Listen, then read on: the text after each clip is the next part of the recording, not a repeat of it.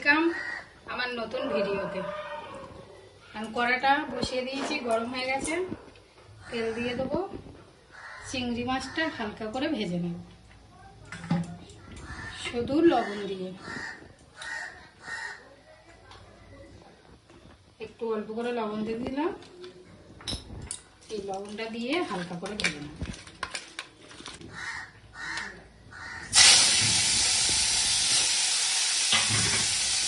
চিংড়ি মাছটা ভাজা হয়ে গেছে, নামিয়ে নেব।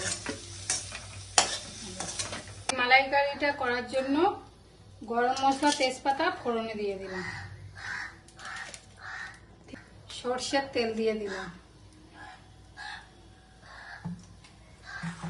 একটু রসুন, একটু আদা,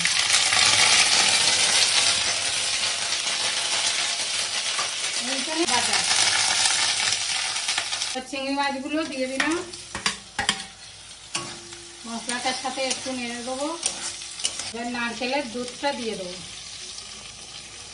নারকেল বেটে ছেঁকে রেখেছিলাম সেটা দিয়ে দিলাম, তো লবণ দিয়ে দিলাম,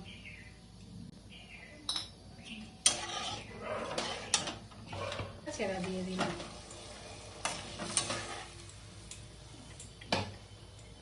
এক চামচ কেওড়া জল দিয়ে দিলাম, দিয়ে দিলাম, বাটা গরম মশলা দিয়ে দিলাম।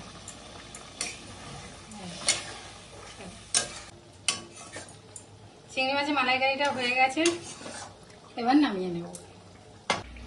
ভিডিওটা ভালো লাগলে লাইক, কমেন্ট, শেয়ার করে দিও। পাশে থেকো প্লিজ, সবাই পাশে থেকো। দেখা হচ্ছে অন্য কোনো ভিডিওতে।